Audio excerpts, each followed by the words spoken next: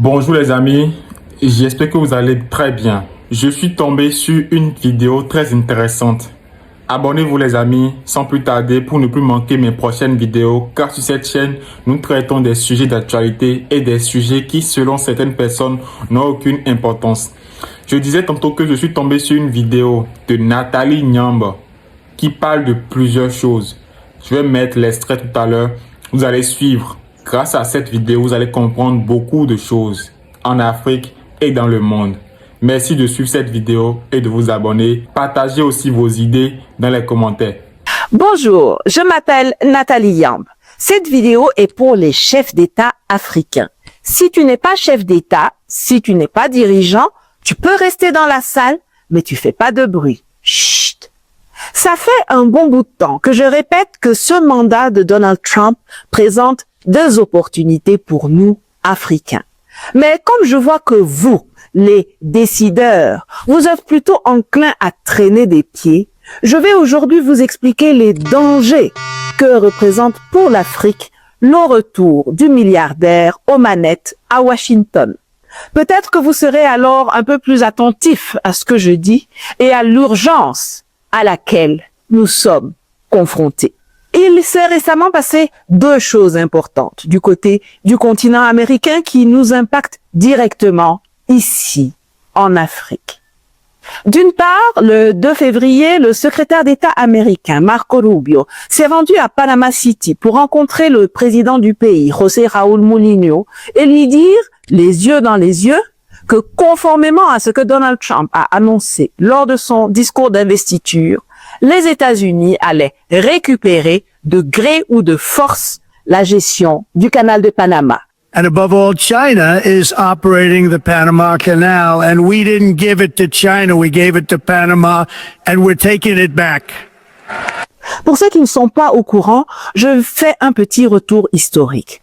Un traité signé le 18 novembre 1903 octroyait aux États-Unis la concession du futur canal ainsi que le contrôle perpétuel d'une zone de 16 kilomètres l'entourant. Les signataires étaient John Hay, le secrétaire d'État de Theodore Roosevelt, et Bruno Varilla, un ingénieur et un homme d'affaires français escroc sur les bords. Alors, comment un Français qui n'a pas la nationalité panaméenne peut-il signer un traité au nom d'un pays indépendant depuis 2 semaines? Eh bien, c'est très simple. Jusqu'en 1903, le Panama était une province colombienne. Et en 1878, la Colombie avait octroyé à une société française dirigée par Ferdinand de Lesseps, l'ingénieur du canal de Suez, l'autorisation de construire un canal et de l'opérer pour 99 années. Cependant, ce fut un fiasco complet, l'un des plus grands échecs de l'histoire des grands travaux d'ingénierie, lors duquel plus de 20 000 de nos frères antillais, ramassés en Guadeloupe, en Martinique et en Jamaïque et employés comme main-d'œuvre, sont morts à cause de conditions de travail exécrables, de la fièvre jaune, du paludisme, etc. Après une mauvaise gestion, l'échec du projet et l'explosion des coûts, la Compagnie universelle du canal interocéanique du Panama fit faillite en 1889. Philippe Bruno Varilla, qui en était le chef de division Pacifique, a repris des parts importantes de la société qui en a hérité des actifs et qui s'appelait la Compagnie nouvelle du canal de Panama. Il est alors devenu un ardent avocat de la reprise du projet par les États-Unis. Mais la Colombie était fermement opposée à cette idée. Les États-Unis qui avaient obtenu Porto Rico, Guam et acheté les Philippines, parce que oui, déjà à l'époque, les territoires s'achetaient pour 20 millions de dollars à l'issue des 4 mois de la guerre hispano-américaine en 1898, voulaient contrôler un passage entre les océans Atlantique et Pacifique. Alors, les Américains et leurs serviteurs français Bruno Varilla ont soutenu financièrement, logistiquement et militairement les sécessionnistes de la région. Vous voyez que leurs sales habitudes remontent à loin et n'ont pas changé jusqu'à nos jours. Il faut bien comprendre que pour les États-Unis, sortir 20 millions de dollars ou même 1000 milliards de dollars, ça ne leur coûte rien. C'est du vent puisqu'ils ont la planche à billets. Et c'est ainsi que le 3 novembre 1903, les sécessionnistes déclarèrent l'indépendance du Panama, bien protégée par la marine américaine. Une indépendance sous haute surveillance, comme le chante si bien le grand frère Alpha Blondy. Nous ne voulons plus d'indépendance sous haute surveillance. Et 15 jours plus tard, le secrétaire d'État américain et l'agent français des Américains, qui n'avaient pas été mandatés par les Panaméens, ont signé le traité Né-Humain du 18 novembre 1903. Selon cet accord, la société de Bruno Varilla raflera 40 millions de dollars, tandis que le Panama, lui, devra se contenter de 10 millions de dollars après la signature et un forfait de 250 000 dollars par année à partir de la mise en service du canal.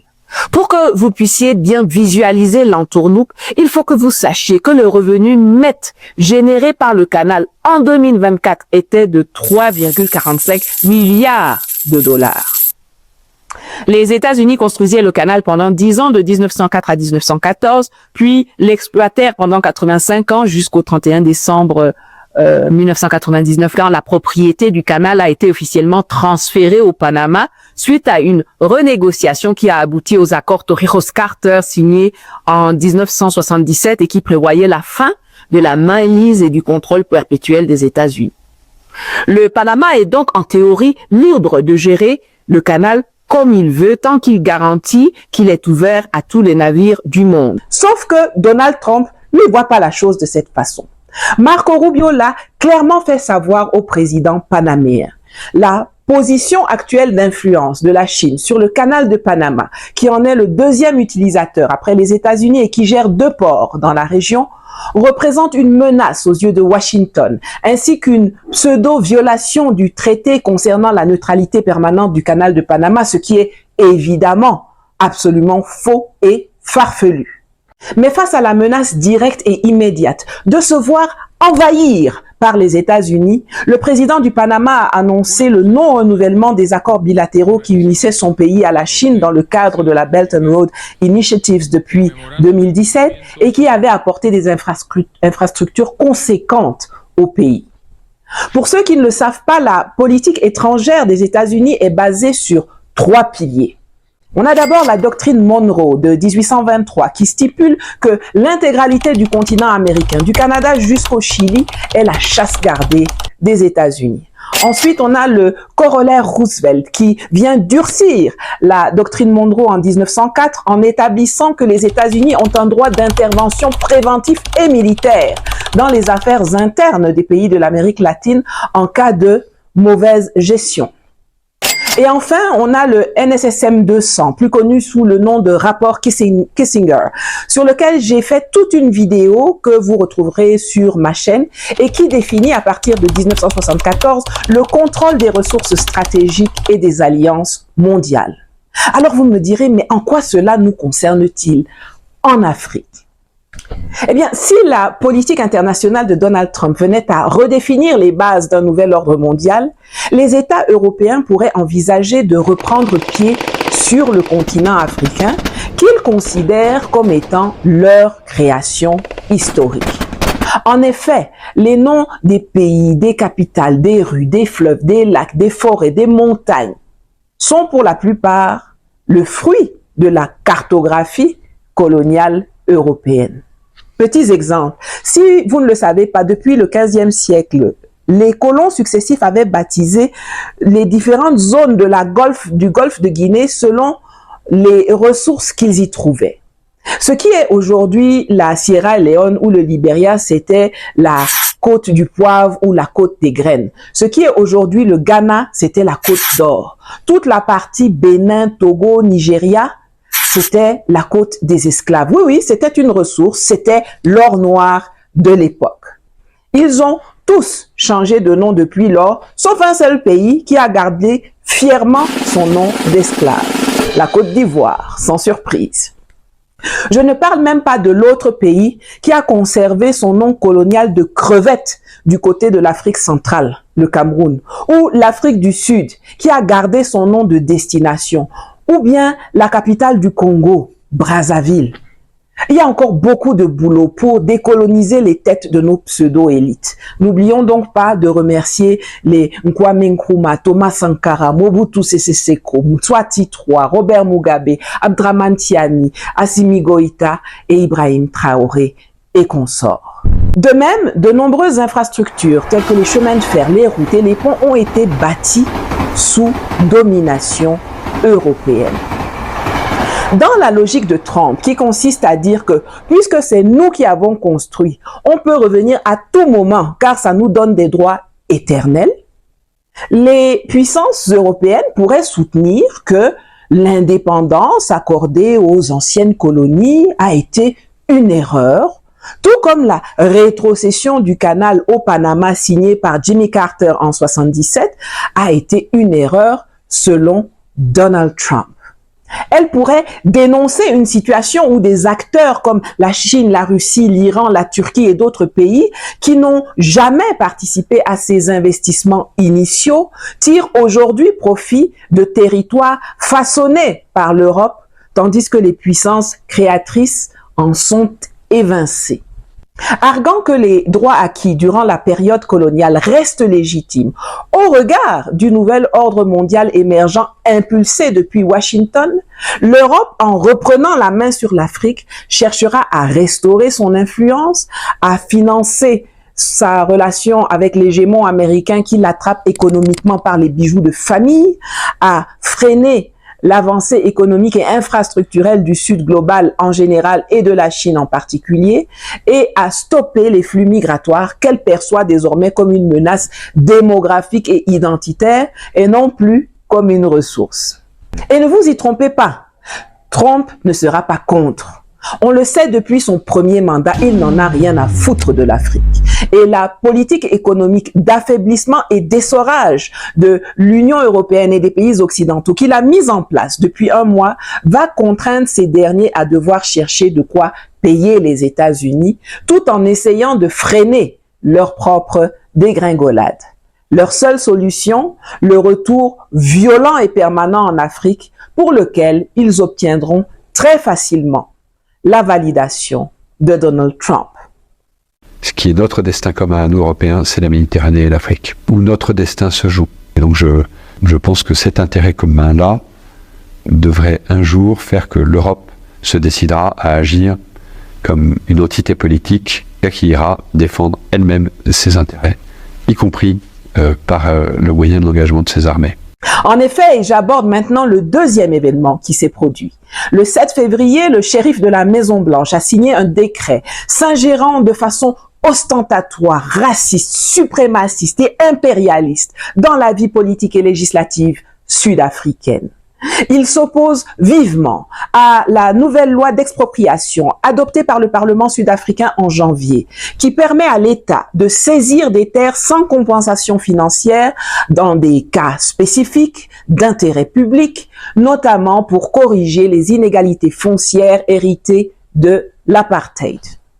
Afin de contraindre l'Afrique du Sud à revenir sur cette disposition, qui aurait d'ailleurs dû être implémentée dès la chute du système en 1991, mais aussi pour la punir de son action en justice contre Israël et pour sa place dans les BRICS, Trump a décrété la suspension de l'aide américaine. Il menace de bannir l'Afrique du Sud de l'AGOA, l'African Growth and Opportunity Act, qui permet depuis l'an 2000 aux pays éligibles d'exporter vers les États-Unis sans payer de droits de douane. Et avec une attitude Opportunity Act qui permet depuis l'an 2000 aux pays éligibles d'exporter 6500 produits vers les États-Unis sans payer de droits de douane. Et avec une attitude raciste pleinement assumée, Trump offre le statut de réfugié aux États-Unis, aux Afrikaners, c'est-à-dire aux descendants blancs des colons Boers. Mais je vais vous dire sincèrement, ce n'est même pas l'acte de Trump qui me choque le plus. C'est le silence des autres États africains et des institutions régionales et continentales face à cette tentative de revival de l'apartheid en plein jour. Au moins, quand Trump a annoncé qu'il allait arracher le Groenland au Danemark, les Européens ont fait corps pour protester. Mais chez nous, en Afrique, rien. Silence, bouche cousue. Et c'est ce manque de solidarité, couplé à une inaction chronique, qui permettra aux colons d'hier de revenir en force sur notre continent. Ils ne cachent même pas leurs intentions. Si vous êtes abonné à mes réseaux, vous avez vu les vidéos sur ma chaîne YouTube ou mes publications sur Twitter, sur Telegram, sur Facebook, sur Instagram. Si vous ne l'êtes pas, faites-le maintenant. Formez-vous et réinformez-vous surtout. Je vais enchaîner sur une image. Les Européens se retrouvent aujourd'hui au milieu d'un fleuve, alors que la pirogue dans laquelle ils sont assis prend de l'eau. Ils ont deux options.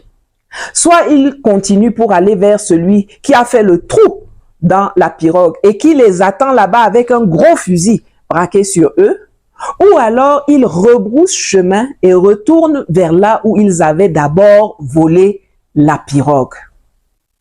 Le calcul dans leur tête est très vite fait.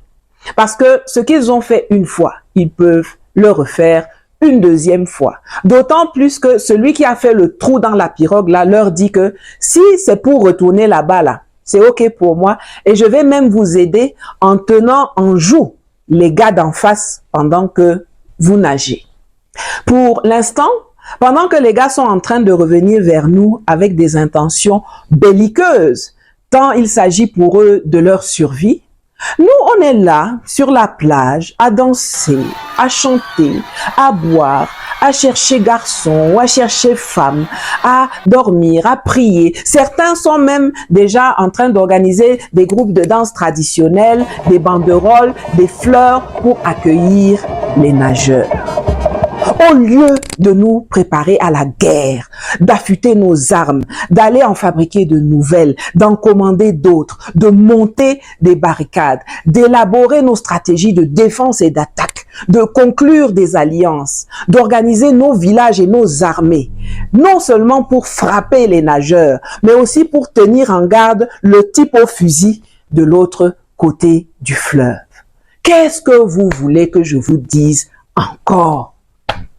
Vous avez vu le cardio qu'il a fallu avoir pour juste les 30 premiers jours de la présidence de Trump? Je vous le redis une énième fois, les 4 prochaines années sont une occasion en or pour nous émanciper, pour cimenter notre souveraineté et pour décoller vers le progrès. Mais pour cela, il faut agir et il faut agir vite. Il faut travailler ensemble. Il faut harmoniser nos intérêts économiques. L'AES nous donne un exemple, mais nous devons avoir une politique commune de l'or, une politique commune du pétrole, du gaz, de l'uranium, pour ne donner aucun moyen aux puissances étrangères de jongler et de nous dresser les uns contre les autres. On sait que les Occidentaux et même les Orientaux ont besoin du lithium, de cobalt, d'uranium, d'or, de pétrole, de terres rares. Mais nous aussi, nous avons besoin de routes, d'énergie à bon marché, de chemins de fer, de compagnies aériennes, de compagnies maritimes. Nous devons garder une partie de nos ressources pour développer nos pays et nos industries. Et ce que nous avons en surplus, nous pouvons le vendre aux gens du dehors, mais ils doivent aller les attendre sur les marchés là-bas, et non pas financer l'instabilité et une guerre entre le Congo et le Rwanda ou le terrorisme au Sahel, au Nigeria et au Cameroun pour venir les voler chez nous à moindre coût avec l'aide de laquais et de collabos locaux. Vous savez, on m'a souvent demandé ces derniers temps de faire une vidéo sur la situation dans les Grands Lacs.